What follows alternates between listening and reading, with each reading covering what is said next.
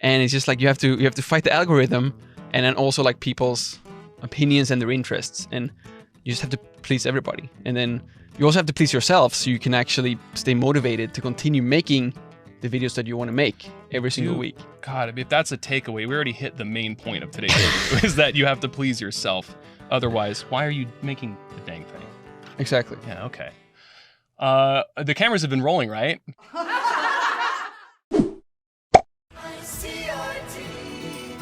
Hey there, and welcome to Taiwan Talk, a show where we tell the stories of Taiwan both locally and abroad. I'm Trevor Tortomasi, and sitting here with me is Swedish YouTuber Lukas Engstrom. Yes, correct. And welcome to Taiwan. No, Lukas has been a YouTuber for a few years, but he's been in Taiwan even longer. He is the host of the YouTube channel 外国人介绍台湾, Lukas in Taiwan. So, can you tell us a little bit about your channel and what you do here? Sure, it's quite self-explanatory. I am the 外国人, foreigner who introducing Taiwan.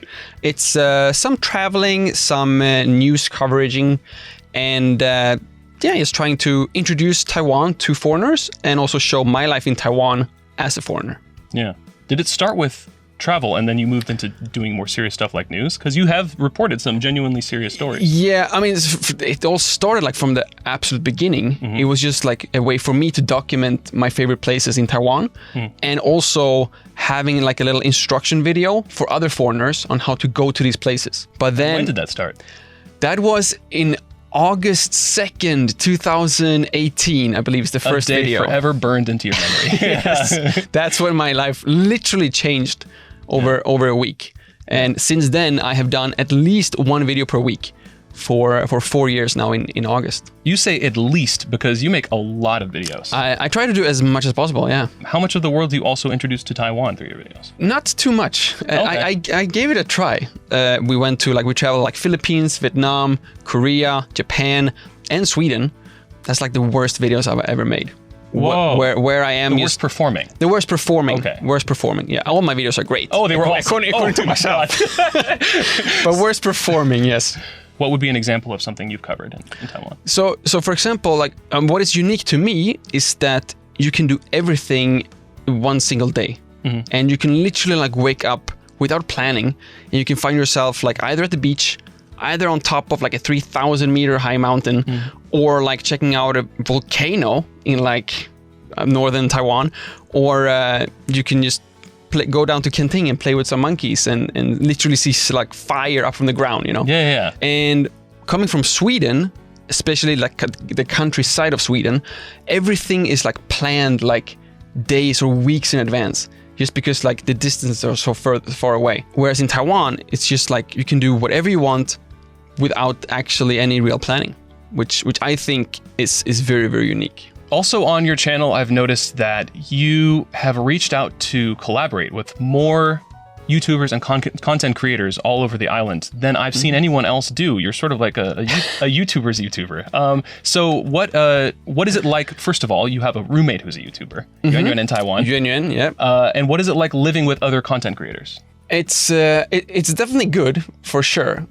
But I don't think it's as interesting as other people might think, because is it because of the assumption that people think your life is all the travel that they see in the videos? Exactly. In reality, it's a lot of computer work. Exactly. It's like 95% just sitting in front of a computer, planning the videos or editing the videos. Yeah. And the 5% is actually recording it. So, you know, we do help each other out a lot when it comes to like, what do you think about this idea? And like we bounce ideas of each other. But I think that the absolute best part was during the soft lockdown we had like last year, when everyone was like at home for like 3 months. First of all, just having a roommate in general, I think that was like amazing. Like our life didn't really change that much. Yeah, I mean, there's two kinds of people that discovered themselves during lockdown. The people that discovered they really need to be outside and meeting people, and the other people that discovered they're actually kind of okay with just staying inside all the time. I love being okay staying at home. You know? Me too. I think that's required to be like a YouTuber as well. Just being, to some extent, absolutely, yeah. At least being able to be by yourself and do a lot of work yourself. It's I wouldn't say it's lonely, but it's not as exciting as people might think. It definitely adds like a level of like competition. Okay. And like rivalry, I feel. So for example, if you're a full-time creator, then no one tells you when you're supposed to work. And I think it's very, very easy for you to like just go on the lazy side and continue, for example, making one video per week, and then you spend like 3-4 days doing nothing. But then having someone that also releases videos and that we have like the exact same job basically, then that keeps you going and you have something to compare with. And that will also make you like not falling behind. And you've also reached out to people all over Taiwan. Like there's... So are we going to go through everyone now? I know. You know what? Actually, I won't say... If I say one name, I have to say all of them. Exactly. I'm going to bleep that out. This is the worst. I just had another one, like exchange student from Canada, who was like, oh yeah, I watched like all these YouTubers. And I was like, well, keep going. Yeah. Like, if you miss one, that's like the worst. You've reached out to all these people and collaborated with them. Have you felt that your content has grown or changed your style as you've collaborated with more and more people? Yes, I would say. So it just comes down to like I make more interview videos. I think that's like the biggest change now. The thing is like in the beginning, you always want to collaborate with people because you think that like, oh, you have 100,000 subscribers, I have 100,000 subscribers. If you collaborate, we're both gonna get 200 subscribers. Yeah. That is not how it works if every single one is a foreign YouTuber in Taiwan. Right. It's like, it's the same 100,000 subscribers. To me, they're just like foreigners who are living a very interesting life in Taiwan that I want to know more of. But, you know, I've also interviewed like restaurant owners and like other teachers and stuff like this without being creators themselves. So actually, one of your biggest videos, I'm gonna look at the paper for this one. You recently met with 2 people from a Swedish delegation to Taiwan. I hope I'm saying these right. Lars Andaktusson, Swedish news anchor and former member of the European Parliament, and Boriana Aberg, chief of the Swedish Taiwanese Parliamentarian Association. Quite the titles. Those were some prominent Swedish people who had visited Taiwan, one of them for the first time. What did you learn from speaking with prominent Swedish politicians about their impressions of Taiwan? First of all, that was amazing that I got that opportunity. And that was Sweden and Taiwan who were like helping setting that up for me. The thing was, this was like during the COVID lockdown, not the COVID lockdown, but this was like when the cases here started to rise. So sadly, they didn't really get to explore Taiwan. They only got like the souvenirs and everything from that the Taiwanese delegation had given them. What else do you tell people to try in Taiwan? First thing. The one thing that I personally tell people is to leave Taipei. And this is partially why I started my YouTube channel as well, because I was an exchange student here for 6 months, like way back, like 10 years, like 13 years ago now. At the moment we were like, we're old. No, yeah. Okay. I've been saying 10 years for like the past 3 years. So yeah, 13 years ago. Forgot to update it. And then I was here for 6 months, but I never left Taipei. So that's what I always try to tell other foreigners as well. And the main reason for my travel videos, to show them how easy it is to travel to other places. Absolutely. I used to teach a few classes in Shenkeng, which is like southeast past the zoo. The tofu street. Yes, the tofu. Yeah. We're back on sticky tofu already, full circle. But going to Shenkeng every day, it was like leaving Taipei and entering Taiwan. We're still on this topic. Speaking of Sweden, what did you find yourself most often telling Taiwanese people about Sweden? Number 1, it's pronounced IKEA. Yeah. I think that's the number 1. And I didn't even need to prompt that one. We feel strongly about IKEA here. Yes. Taiwanese are doing it correctly, which is the good news. And then number 2 is, yes, Volvo is also Swedish.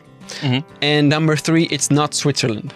There is a difference. That's a really important one. Yeah. It's important to know it's not like, Switzerland. I don't understand. So, IKEA and... Volvo. I can keep going.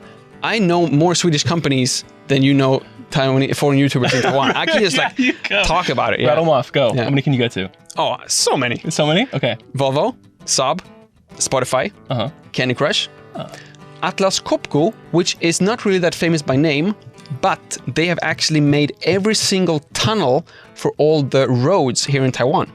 Whoa. So it's Swedish holes. Yes. That's fun fact. So more about finishing off with some of the stuff about your videos. You did describe sort of your editing process. A lot of time is in editing as opposed to filming. But what is, how long does it take per video for you to finish? It's also a good question. I would say 10 to 20 hours, depending on what kind of video it is. Okay. So if it's like an interview video and we keep the camera rolling and it's recording for like 45 minutes, 1 hour, I'm quite fast in editing those. So 10 hours. Whereas if you have a travel video where you have like 100 different clips, maybe not even in the right order that you want them in the video, then you easily like doubling the time just to create this story. Do you ever write a script first and then just sort of attach the B-roll where it goes? Or do you start with like the images you'd like to talk about and then talk over that? So this has also like developed like throughout the years, right. As I'm getting, I guess, more experience, but also since now it's like my full-time job. Right. And I just finding out what works for you too, which is important. Yeah. Exactly. So like in the beginning, there was like no scripts, nothing. And like me and Yuan Yuan, my now roommate, we were friends before YouTube. And then we started making YouTube videos together. And then we moved in together with the sole purpose of being able to afford a dedicated YouTube studio. But it started with us just going out, exploring. And then we brought our cameras with us. And some of the time, I would say most of the time, it never went as we wanted it to go. So the finished video were completely different compared to our plans that day. But then like it starts raining and you end up like somewhere else. You take the wrong bus maybe and you end up like, okay, today's video is about a night market instead of a waterfall, you know? There's a lot of extemporaneous storytelling. So how many videos are in production at a time usually for? In production, like now there's even a step called like pre-production where we try to plan these adventures. So I would say 4 to 5 at any given time. And I always try to have like one video ready to be released, and then I'm already working on the next one. And I'm planning maybe 1 or 2 at the same time. What is the most difficult part of your work? Difficult part is definitely to come up with what the next video should be about and trying to make it as interesting as possible. And this is the thing. Yeah. This is like what has backfired a lot of times for me. If you watch the entire video, 100% of my video, the title will make sense. Yes. Not everyone watches 100% of the video. So for example, I made one video saying that I will leave Taiwan. I just talked about that one time in the future, X number of years from now, I will leave Taiwan. But then people watch like the first 2 minutes and then they click away and then they still leave a comment. And then like, okay, bye. Next week, I made another video, which was like, today we're checking out a waterfall, like completely different. Yeah. And then they were like, wait, aren't you in Sweden right now? Like, what's going on? And this was like almost a year ago, I think. And then you have a lot of people who don't really watch my videos regularly, but they have seen the previous viral videos. That does happen. You have to be careful what you make because you never know if that's the one that's going to define who you are. Exactly. Yeah. So then you're like, wait a minute. 1 year ago, you said you were going to leave Taiwan. Yeah. You're a liar. You just did it for views. You're like straight up liar. I made one TikTok video about carrying coffee cups in my shirt pocket. Oh, to this day, amazing. It's amazing. It's 7 seconds long, and to this day, people are like, "Oh, you got some coffee in there?" I'm like, "This is who I am forever." But I mean, it's better that than something like bad, right? But yeah, you have to watch what you make. So speaking of which, after the success of stuff like TikTok, not just that, but we've seen the introduction of Instagram Reels and YouTube Shorts, and as creators, we could just make one video and upload it to 3 platforms and stop thinking about it. But at the same time, have you felt a difference in the kind of content that you see on each platform and what you would try to do for each platform? I pretty much do like one video uploaded 3 times. But now when I am, for example, traveling, at the same time as I'm in the middle of recording like my main YouTube video, I can think like, would this thing right here make a good, like, let's just call it vertical video for any of the platforms. And sometimes I would find a way to like, I can actually, by spending 1 minute here, make a dedicated video. Then I'll do that. What's next for you? What's next for me? Well, right now, as soon as we're done here, I'm gonna go home and continue editing my next video, and that's me too. That's pretty much. That's pretty much how my life is. Actually, today I was very productive. I booked my plane ticket back to Sweden, so there will be tons of videos there with my family and finally be able to record a little bit like Sweden versus Taiwan videos. And is that going to be for like midsummer stuff? Exactly. Okay. Nice. Awesome. You know your Sweden. I've been watching your YouTube channel. And if you want to know about Sweden too, you can check out Lukas in Taiwan. Last question. Is there anything else you'd like to say to the people of Taiwan? Just thank you for being welcoming to foreigners, and by extension, making it possible for me to have the best life possible here in Taiwan, making videos 2 or 3 times per week. Yeah. All right. Well, this has been Lukas. Starts with L as in like, ends with S as in subscribe. And I have been Trevor. Starts with T as in Taiwan Talk, which you've been listening to.